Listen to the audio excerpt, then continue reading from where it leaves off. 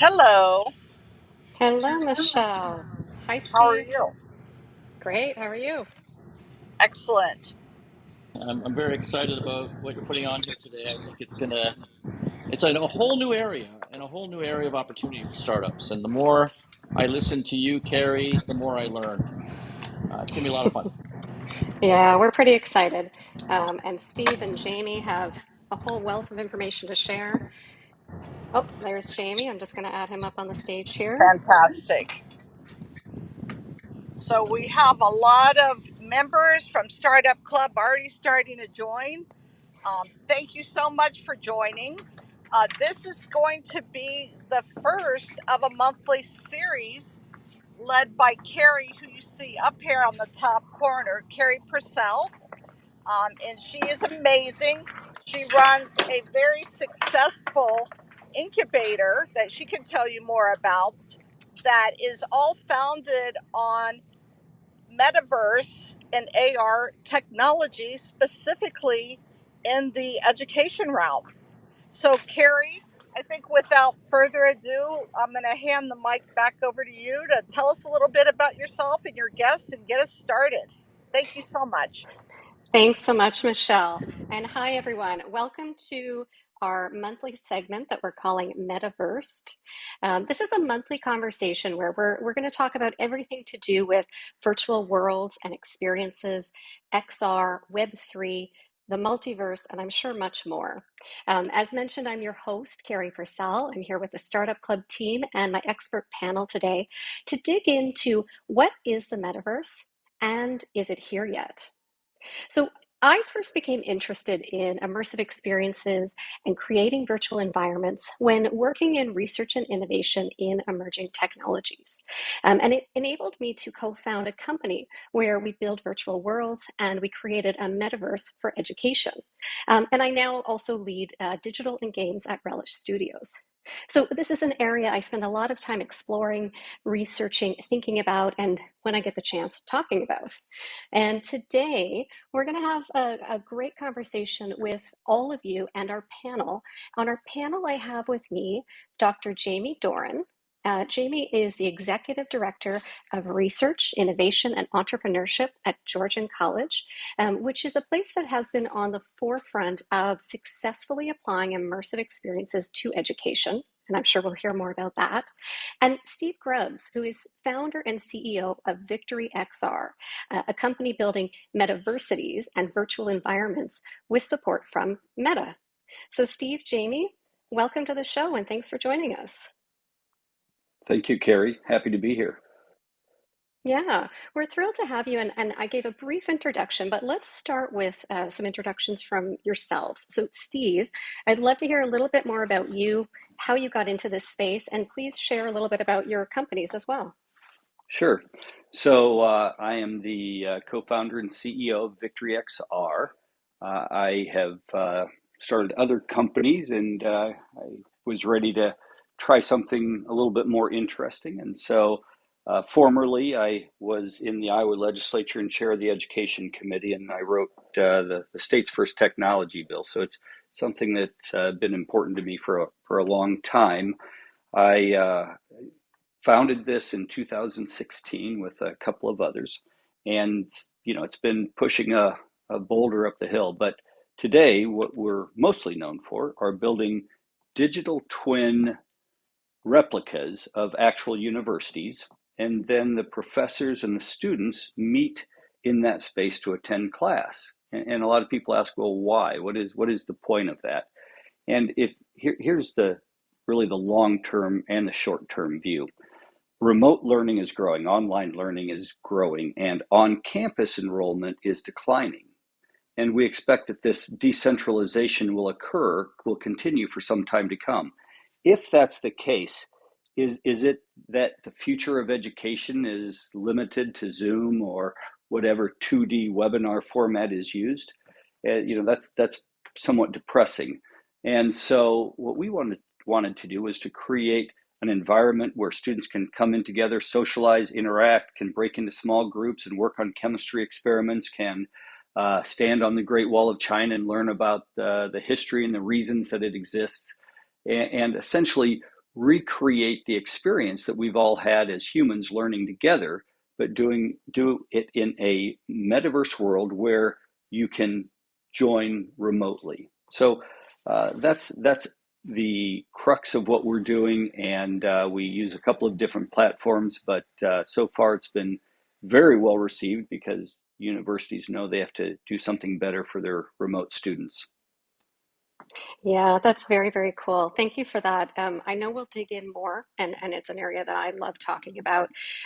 One thing I do hope that we'll get out of this conversation today is, what are those real world applications for a metaverse environment and the metaverse broadly? And this is absolutely one. It's an area that a lot of researchers and thinkers are talking about as a primary application, being education. But there are so many more, and we'll go broadly.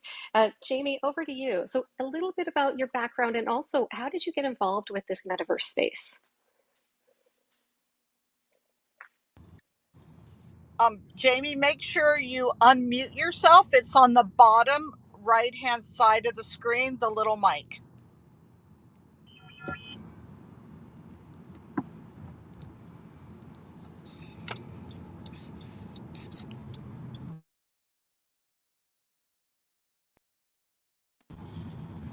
All right, I think, You can, yeah, go ahead, Carrie. do you want, yeah, Jamie, you might want to leave and rejoin, and then you should be able to see your mic in the bottom right hand corner.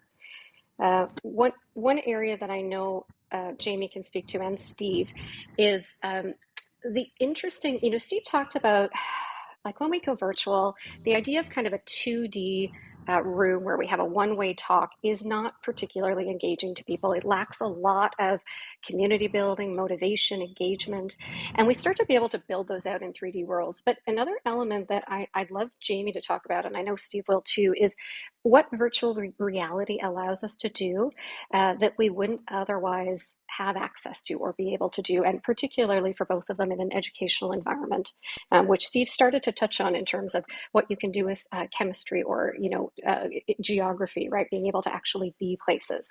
But I think we have Jamie, and I'm going to let him give an introduction. Hi there, can you hear me now? Yeah, that's great.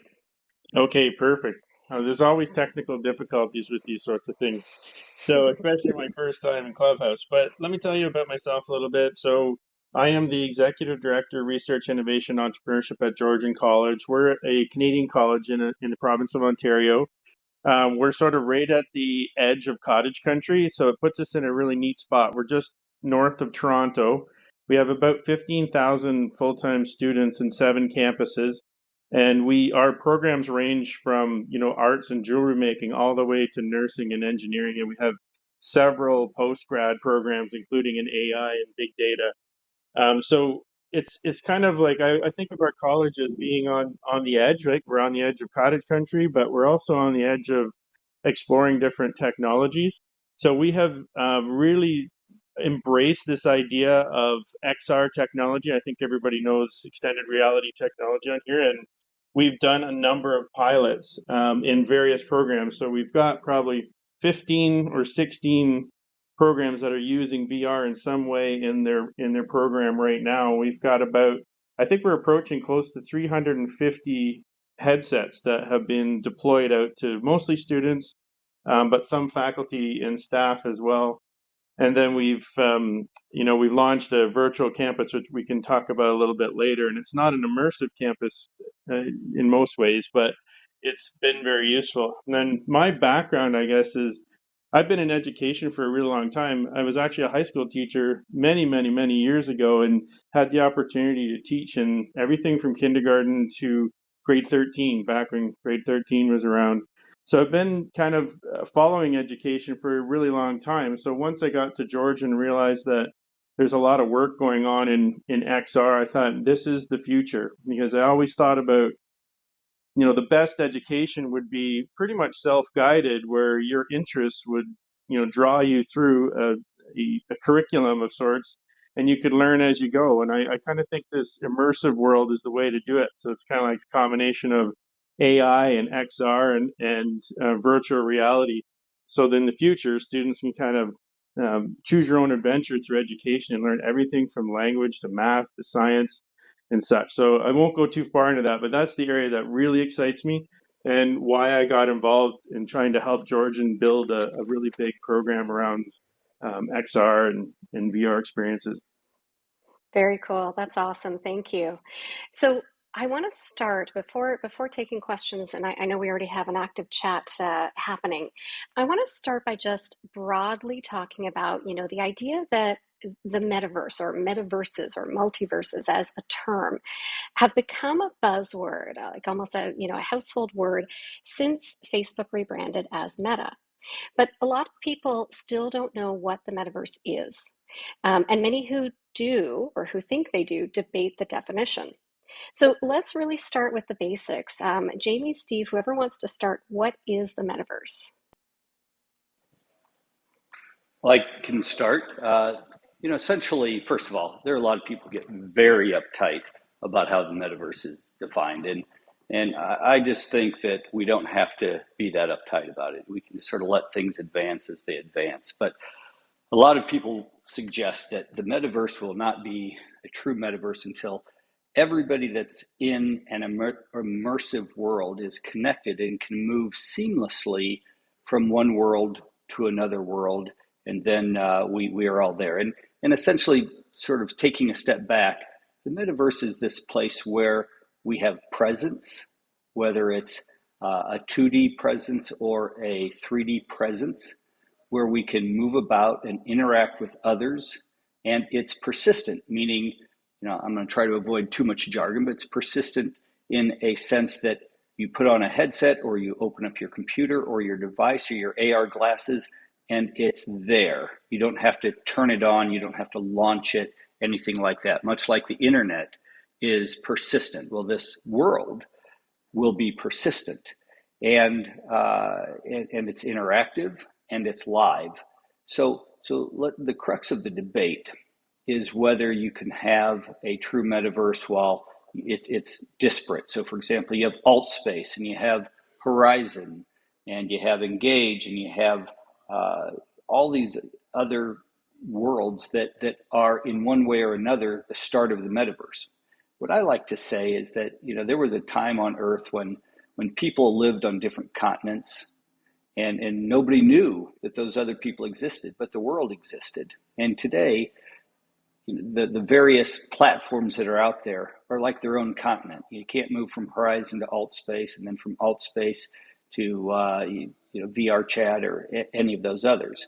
So they're isolated to themselves. At some point in the near future, and Meta has indicated that they are supportive of this transition, people will be able to move seamlessly from world to world, and then maybe beyond that, it'll all sort of aggregate into one world. I'd be surprised to see that, but perhaps. And at that point, I think everybody will agree we have achieved a true metaverse, and that's probably 7 to 12 years away. But that's, I think, the best I can do on explaining what I think the metaverse is and where it's going. Hey, Carrie, I'm not sure if it's possible, but we have Jarrett in the audience there, who's also an expert. And I don't know if it's possible we can invite him up. Maybe if you want help with the modding, you could set Michelle up as a mod. She could help.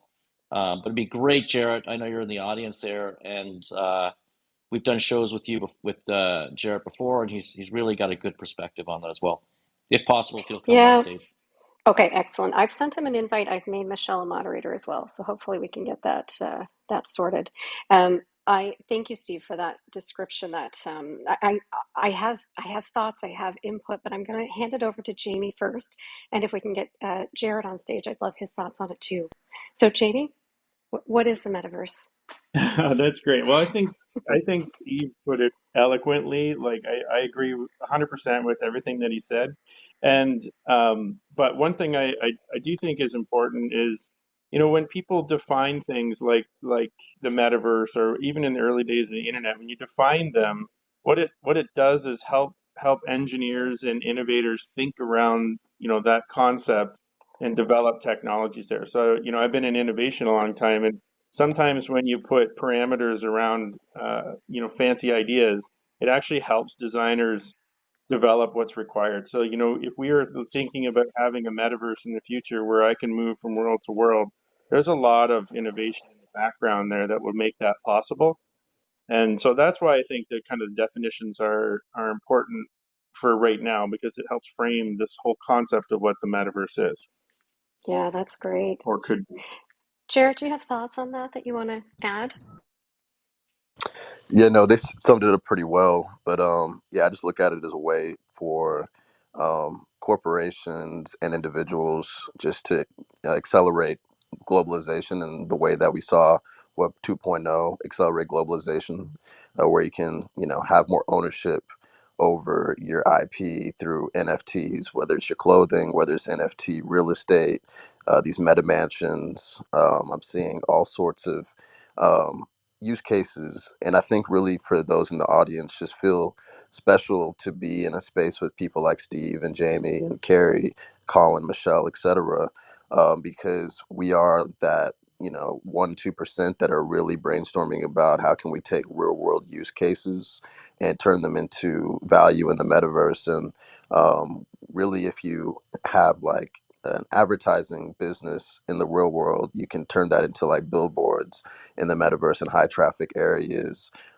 near some of the top corporations or some of the top spaces that get traffic. So there's just, I could go on and on, but really I just look at the metaverse as just a way to increase globalization, be able to connect with somebody from Tokyo or Russia or Brazil via your Oculus, and really create commerce, create connection, similar to what we're doing on Clubhouse, but in such a more immersive way.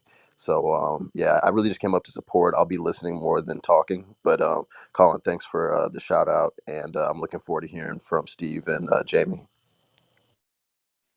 That's wonderful. Thank you for that. I 100% agree with what's been said so far. I love how Steve started it with, the idea that people really are debating over a definition, right? They want to pin it down in time.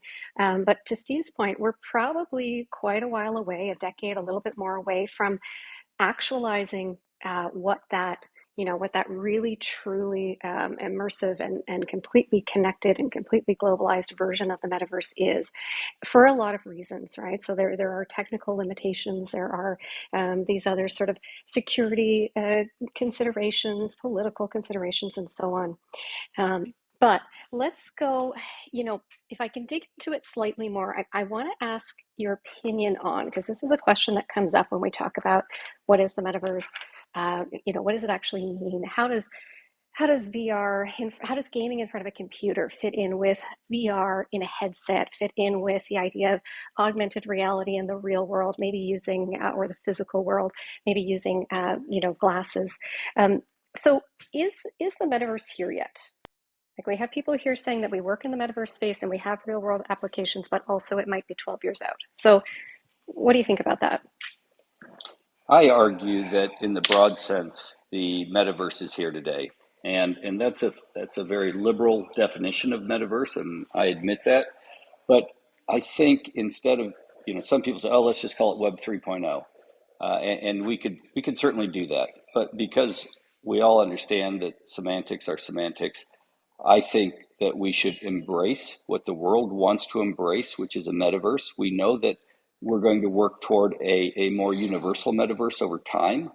But I don't think there's any reason to fight the term metaverse like so many people do, and and just try to say Web 3.0. Those are certainly the purists, and I understand their arguments. But I believe the metaverse is here today. I believe when you walk onto Morehouse College campus in Atlanta, Georgia, from the metaverse, you can stand there. They can have students from all over the world now on their campus. They can walk to class together. They can sit in the chemistry lab and be educated by Dr. Morris, and then they can break into small groups. And it just seems to me that even though this is more of a siloed world, it's part of a growing world of metaverses that will someday become the metaverse. Great. And I have a question. I've just given an invite to Kevin here to come up if he wants to speak a little bit more. But he has a really great question. Where does one start to learn and navigate into the metaverse? So I know we'll start to look at these really practical applications, like the everyday uses that we have today and in the short term, possibly versus those longer term ones. But like, where do we start? I might Well, give a couple points here if you want. Um, Great. this was my journey because in a couple of years ago, I knew nothing about VR, knew nothing about the metaverse, and had to get up to speed pretty fast. And as a person who kind of likes this sort of thing and the cutting edge, that was really fun to explore. But it was also hard in the beginning. And when I was doing some research on how many worlds are out there, this is a year ago. I searched. There was 150 different virtual worlds, and each of them is accessed in a different way. But when Facebook put the Oculus Quest 2 out, that kind of made it easier to find different things, and for the regular person to sort of sign on and explore the worlds. And there are some obvious ones that people go to first, like AltSpace. VR is one, and VR chat might be another one to explore. But I think like once you start getting into the community and interacting with people in the virtual worlds, then people are say, come on over and check this out, and help you find new places to go and explore. So for me, it's about community building and network building once you get in there, even your first world. Great. yeah, I Other, think I yeah. think I think that's good advice. My recommendation is to get a headset, because that's the most immersive way that you can engage. And then all of these worlds, I think almost all of them that I know of, at least start out as free, whether it's AltSpace or Horizon or Engage or VR Chat, and there's like 30 major platforms out there. So there's a lot. And and I would say you should just start jumping around and learning what's available and enjoying it, or maybe sign up for a class at a college on a Metaversity campus. But it's not very expensive to get started, and you learn pretty quickly. And I can remember how awkward it was for me the first time. The first time I came in was via PC instead of a headset, and that was very awkward moving around. And I had to speak to a group of people in the audience, and a couple of them walked up on stage and stood right next to me, and there were no tools to prevent that.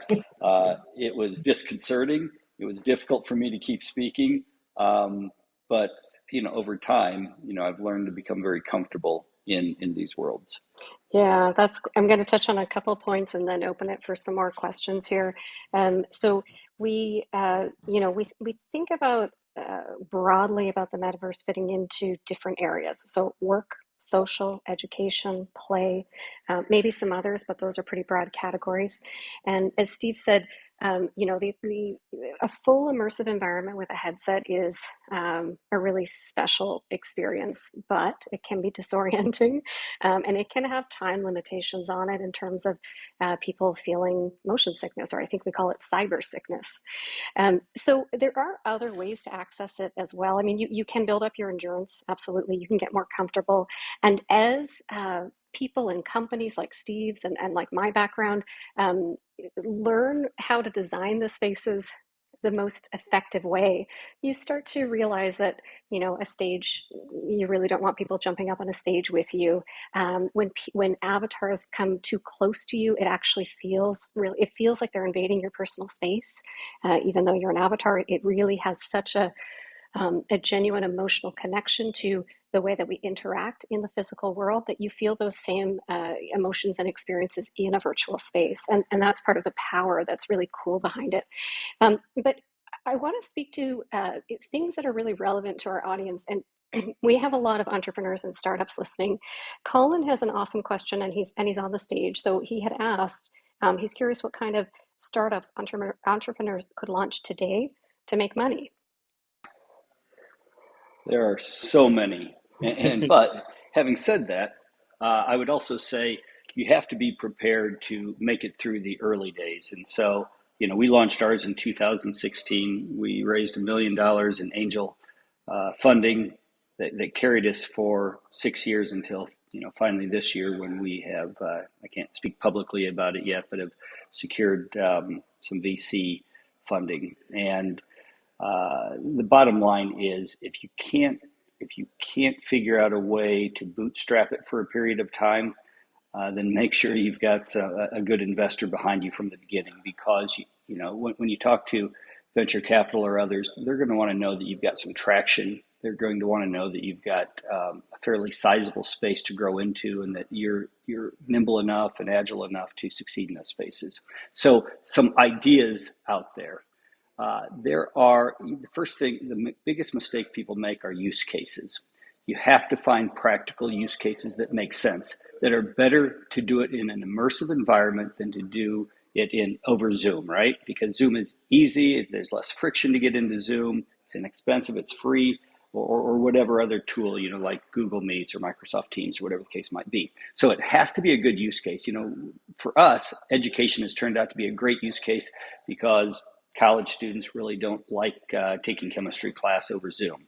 So we've seen pretty rapid adoption from colleges around the world for our platform. But think in terms of one of those that gets filled a lot, but there's a lot of places to go, is workplace training. If you find workplace training opportunities that especially cater to younger employees, where there's a lot of turnover, or where you have to train a lot of younger employees quickly. The Fortnite generation is moving into college, which benefits us, but they're also moving into the workplace, which benefits those with workplace training companies. So for example, think about training for summer camp, right? You have all these camp counselors, and maybe the camp counselors are coming in from all over the United States. And so these camp counselors have to go through training, first aid, some scenario training on how to deal with, maybe campers who become a problem. Much of that's done through reading or videos before they arrive, and then they get some on-site training at camp. But imagine if you built that camp in a metaverse situation, and you were able to do scenario training for first aid. You were able to provide training on how to use the equipment, the safety features of it all. Nobody's asked me to build this, but this is the type of use case that would make sense, because your incoming employees all have to be trained in a short period of time, and there's going to be a high turnover, because a year later they're all going to have to be trained again. So that's the type of use case to look for, are things that are actually kinesthetic or hands-on in nature for learning, and where working together with others is the best part of training. That's great. Other thoughts on that, Yeah, I'd Jamie? love to jump in on this one. So, if somebody was thinking about starting a business in this space, and Steve, I agree with you, training is probably number one right now, because a lot of bigger companies and organizations are having the same questions all of we are, and they want their people to understand what these technologies are and what they can do for the business. So they need that education around just even awareness of what is possible, then how they would use it, like the training. But whenever it comes to like a new area of technology, and if we have young people on the call and you're thinking, I want to start a company in this area, one piece of advice I always love to give is, maybe, you could go ahead and start your company now, but maybe a better move for you is to join a startup company that is already going in this space. It helps you get up to speed really fast, and it might help you validate some of your ideas before you rush off and start your own company. But that's just a side note. And when we went to Augmented World Expo down in Santa Clara just past June, we walked around. And I was trying to take stock of what kinds of startups were there and what people were doing, and areas that were big that I thought were there were, volumetrics. So, if every business in the world is going to have a 3D website of some kind, or all their products in 3D form, there's got to be an easy way for them to create them. But right now, they really just need to be, scanned and uploaded and put onto the website. So there's a whole kind of web building um, startups that could be there around volumetrics. And what was driven home in one of the keynote talks there was that AI is going to play a major role in the construction of the 3D web. Because you can imagine now, if you went to, say, Walmart in the metaverse, every single product, every shelf, everything in there would have to be scanned and put in. So what's the easier way to do it? It's to do it with AI. So you have these major AI systems that can take photographs from anywhere and then create 3D, perfect 3D models of them. So there's companies like startup ideas around helping people use those AI engines to build their 3D web. So those are just two ideas there. But there's things like being a tour guide. So if people want to go and explore the metaverse, maybe you can be a tour guide. You could be a real estate agent in there. So I would say just do a scan of what kinds of jobs are out there with metaverse as a keyword and see what's popping up, and that might give you some ideas. I think this is Michelle. That's really interesting what you're saying, Jamie. That's great advice for folks like to maybe join, a startup, right, that's working on it. Um, we here at Startups Club have a lot of members, and probably many in the audience here that are interested in starting these kind of companies or working for them. Um, I'd be interested, for people in the audience to raise their hand and come up while we have these very knowledgeable folks on the stage that are actually working in the field. But you mentioned AI. What other kind of jobs do you think there are? Because I think in that there lies opportunities, right? Like you just mentioned AI in modeling people. I think that's what you said, or Or products, landscapes. yeah. Or Yeah, or products. what? Okay, thank you. Uh, what are other kind of opportunities that people could do? It doesn't just have to be like, oh, I'm starting my own, metaverse or world. What are the other kind of, startups that they could do? Well, I would think of this more from, you can either do it from a product or service perspective. And on the service side, you have to think that the majority of the world, like what we mentioned before, only 2% of us are kind of on the forefront of this now. So 98% of the world is not doing this yet. So that's a huge market. It's like Nintendo when they made the Wii. They were like, well, let's aim at the 80% of people not playing video games. So those people out there want to learn about the metaverse. They want to understand its potential, and they need help to do that. And who better to do that than experts using it already and know what to do? So they need technology advice. They need to know how to do marketing and advertising in this sense. They need to. We've been talking about immersive technologies like a VR, but AR and AR technologies are just as important, and apps that work on your smartphone that companies could use. So they could explore that, and I think there's lots to do there. I mentioned the tourism idea. So if you had a build a little tourism company where people can walk around with their cell phones and point at buildings and maybe see an image of the building in the past or get some information, historical information or entertainment information. An app that has arrows that when you look through your phone, you can see arrows in the ground that direct you right to some point of interest or a restaurant that you want to go to, something like that. So it's kind of sky's the limit. It's just a matter of using your creativity and think about it as probably start in the service area first before you start to think about going out and maybe making a new software product or something like that.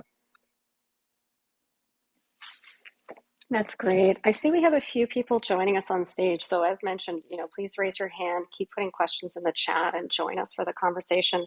But Kevin, Jose, are there others on stage that want to join the conversation? What questions do you have? Yes, yes. So I have a few questions on the metaverse, and the questions are about really the fundamentals, meaning what are the physical tools someone has to equip themselves with. I have seen VR headsets, but I'm not sure if they're the only things you have to have. Like I need to understand a roadmap for entering into the metaverse, the physical tools and the platforms. Thank you.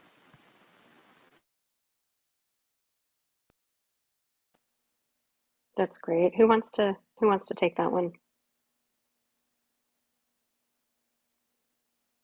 I'm happy to answer. I just don't want to hog the chatting because I was already talking there.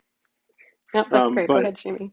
okay, so this is where we go back to that definition of what the metaverse really is. And to me, the metaverse is actually all the data in the background. And that could be software applications, it could be actual just data that's there that we want to access.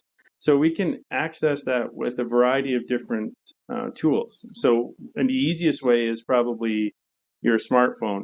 So, like right now, you can call up Google Maps and you can use Street View and you can do all that. So that is sort of a very primitive version of the metaverse, because I can walk down my street on Google Street View and I can see all the houses there, and so I can access that with my smartphone. I could use AR glasses, so augmented reality glasses, or lenses, so that way that an image is going to be projected in front of me on my lens, so it's kind of superimposed over the world that I'm seeing through my glasses. So it's a mixture of reality that you can see all around you and a digital image or digital data that is superimposed in front of you. And then sort of the next step beyond that would be an immersive VR experience where I take a VR headset like the Oculus Quest 2 or any of the other ones that are out there, and I put that on and I'm blocking out all of reality around me, and then I'm just seeing what the headset is displaying in front of me, and it's building a sort of 3D world around me so I can see everything in there, and it's entirely fabricated. The next level beyond that would be, if we have AR glasses, which aren't quite available yet, but will be soon, where you can have a mixture of that fantasy immersive world and the reality together.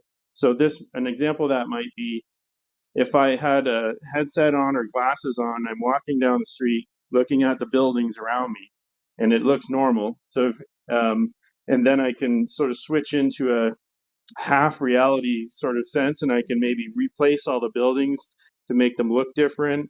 Maybe the road is now a river, right? But it's all kind of connected together so that a physical object in my fake reality corresponds to an object in reality. So a light post is still there, but maybe in the virtual version it looks like a tree. So that's kind of the full extent of what we're talking about here. And so the devices to access it can range from something simple like a smartphone all the way up to an immersive VR device.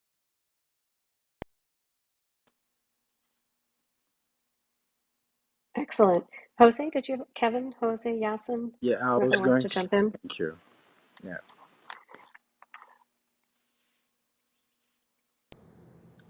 I just have a second part of Kevin's question. I haven't been in the metaverse either, other than going, like you said, on Google Maps, which is primitive. But like, where would I go? Like, I'm not sure even, like, so I buy the device. Now, like, what are some suggestions of some places that I can go and just experience it that are not a game, because I'm not interested in gaming? Where would I go?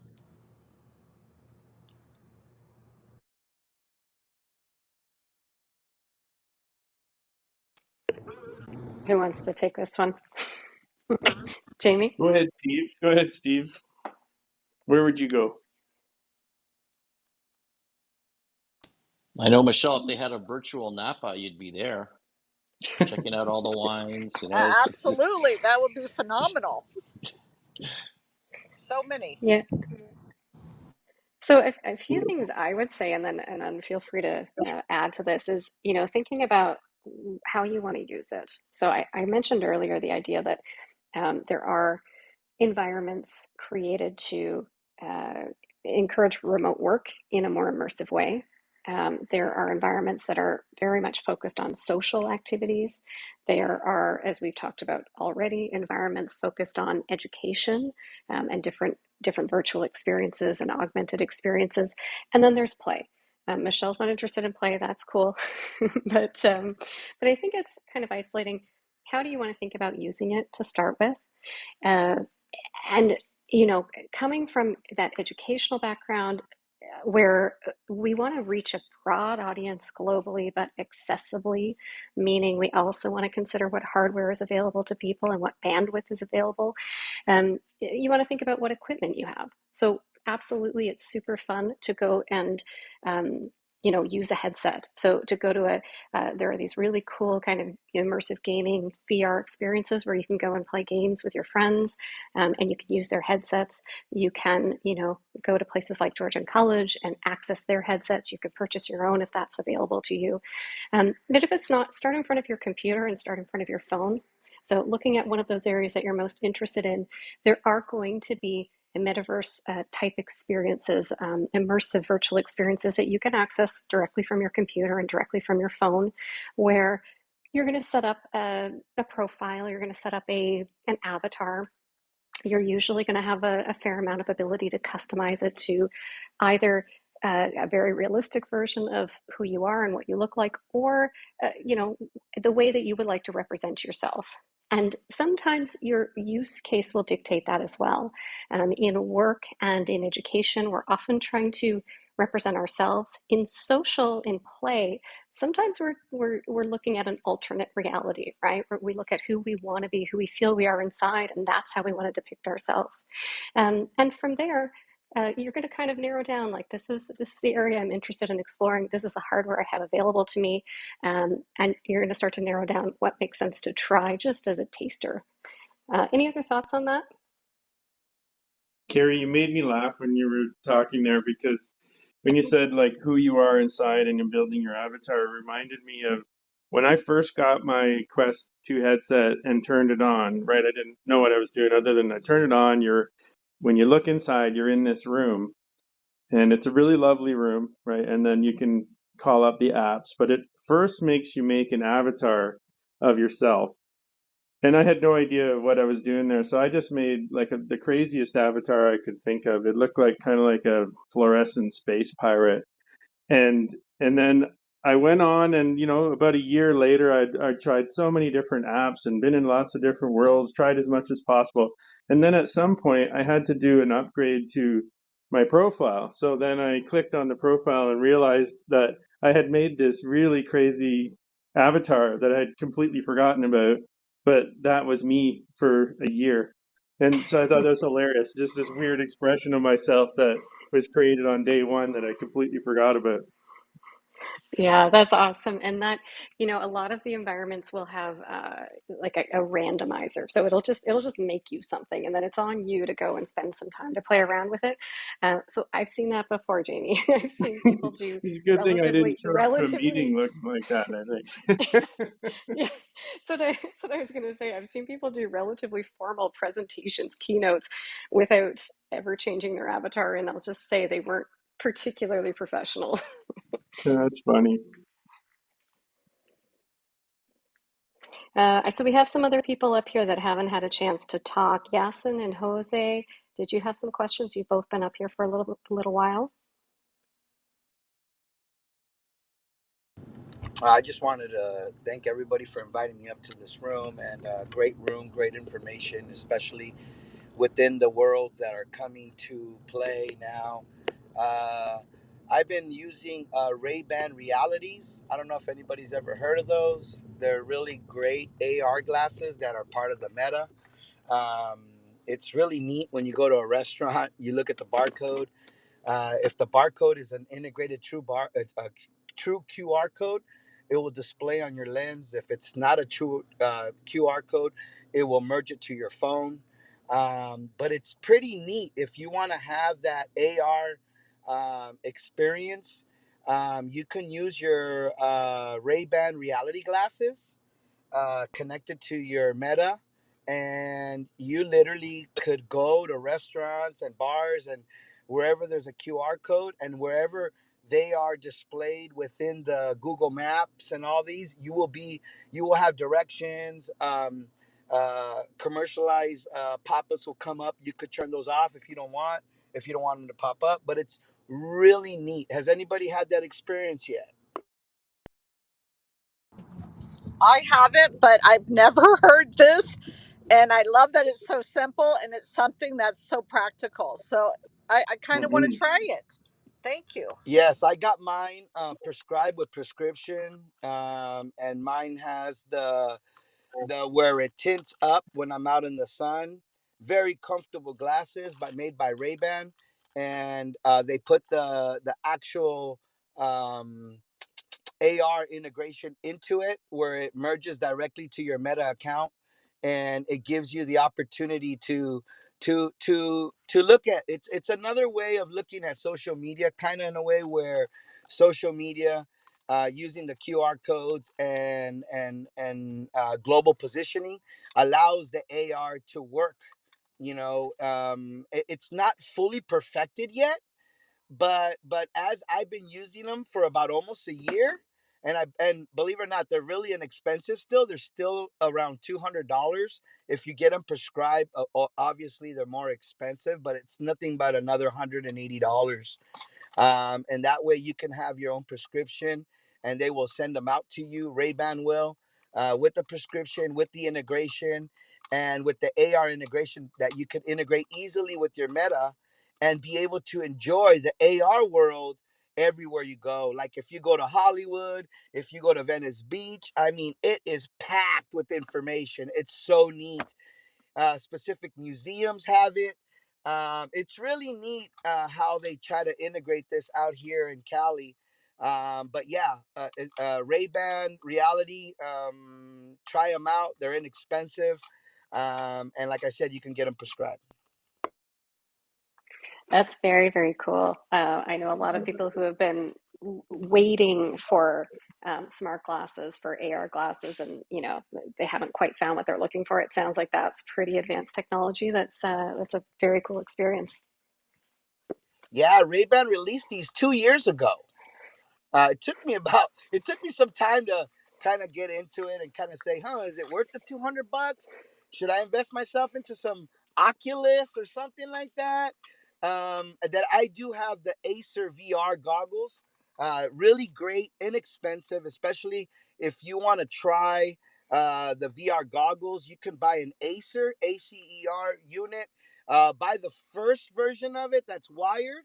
You can get it under like $50, $60 on eBay and on Amazon for the older versions. You could still connect them. They're still allowed to go into VR. Microsoft has an integrated metaverse that you can experience that's amazing. And it's all free right now. There's no charge to it. By buying the glasses, they give you games that you could play with. Like I got Ghostbusters that I'm able to play in the VR world. But it's really neat. It's very inexpensive if you want to start, and then you can, after you get that experience, then you can say, all right, I'm going to spend $600 on some true VR goggles by Oculus or by all these other corporations that are creating them. Yeah, very cool. I love that advice. I'm excited. So we have some others up on the stage who haven't had a chance to talk yet. I just want to open it up. I don't know if Yasin has had a chance to talk yet. Messina, Murad, and German have just joined us. So what questions or comments do you have?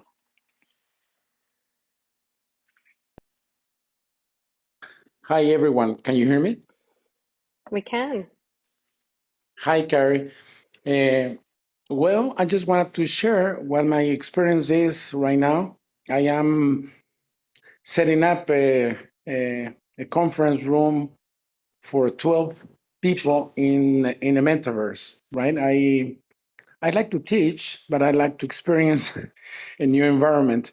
I've been testing different metaverses. One is Labster. I had a meeting with them.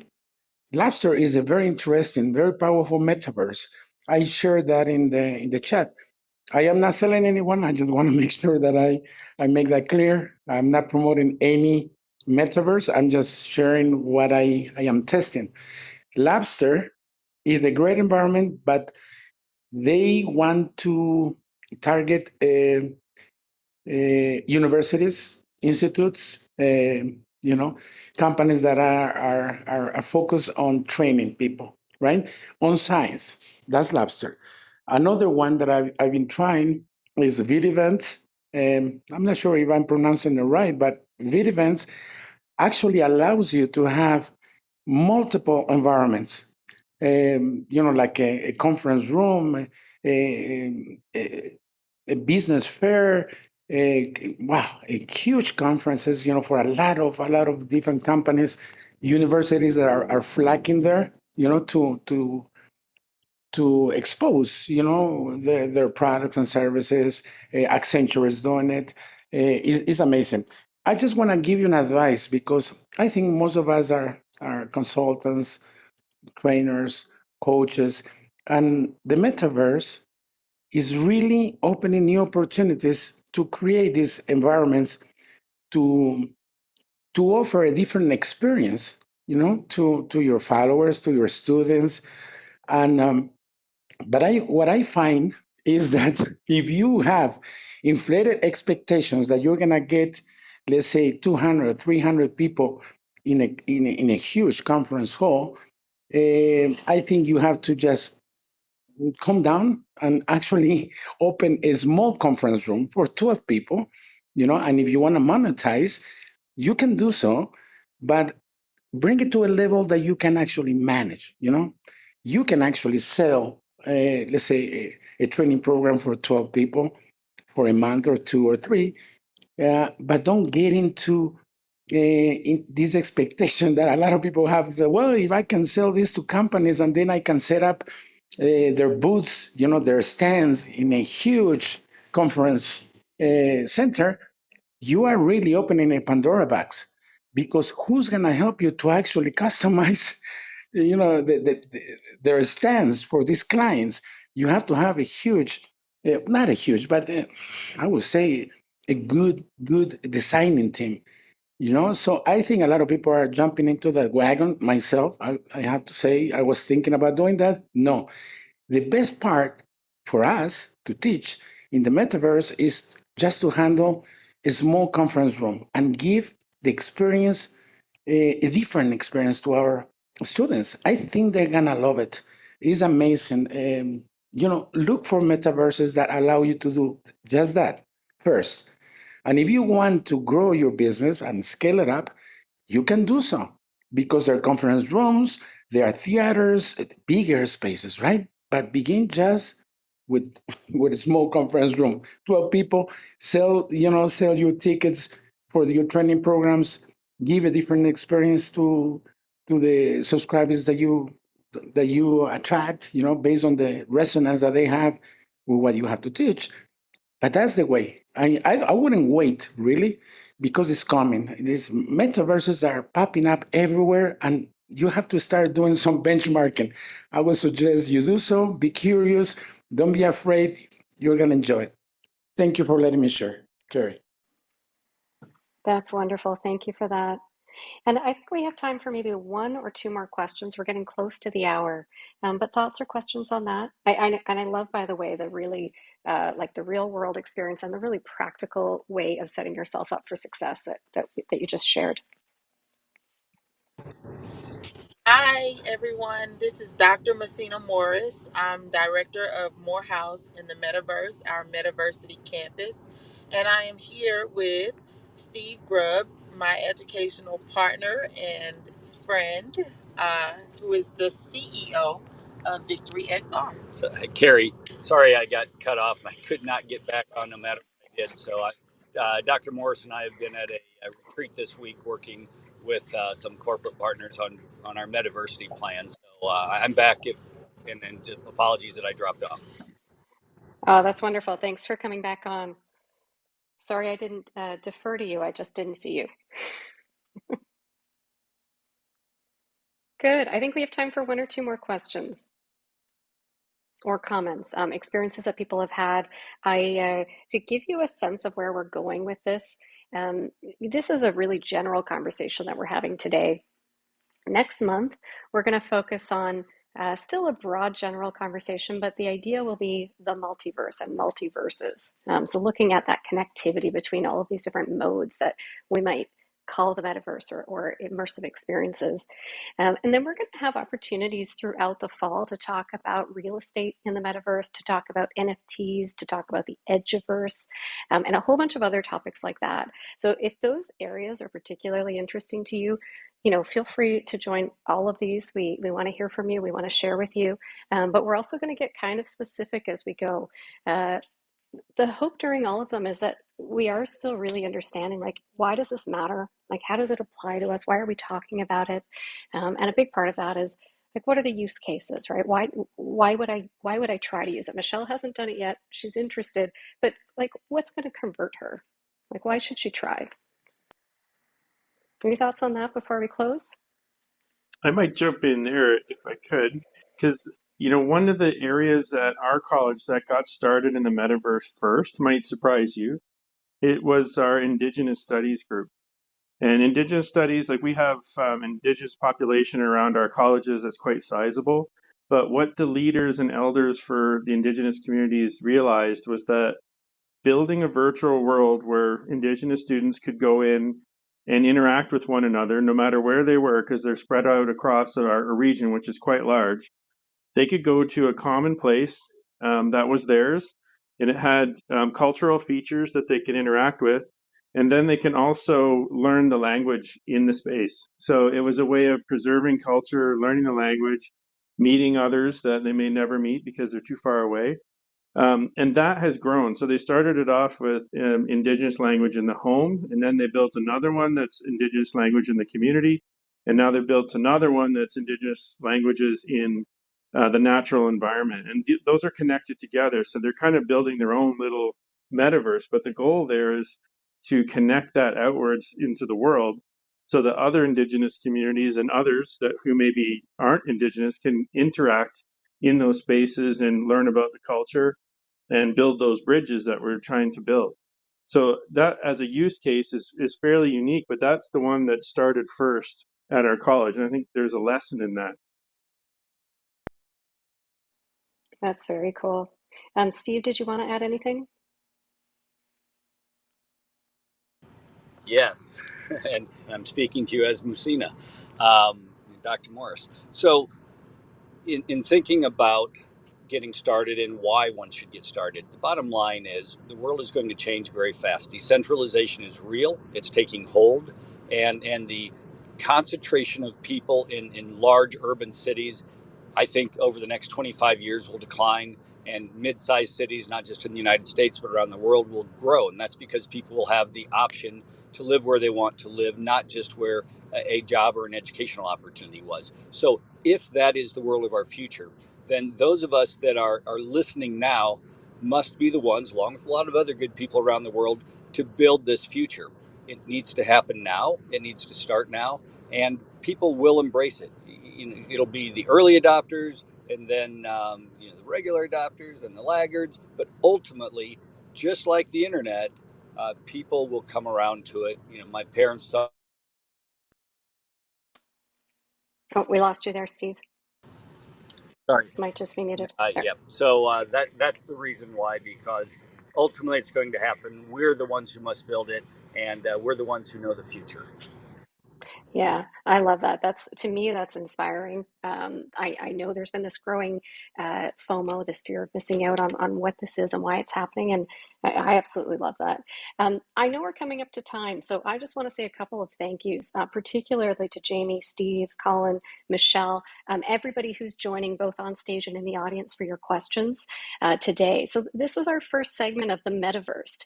But we'll be doing this every month. It'll be the first Thursday of the month at 11.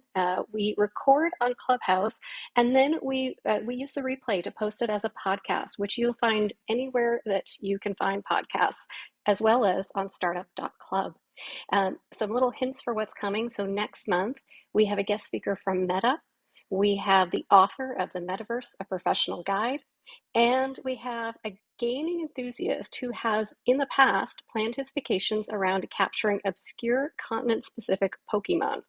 I hope you'll join us. Again, just a special thank you for everybody who contributed to the conversation. Yeah, and See you next just time. Thanks, to Carrie. I just want to add on a little bit here. If you want notifications on these very cool events like the one that just happened, and as Carrie said, we're going to get deeper and deeper.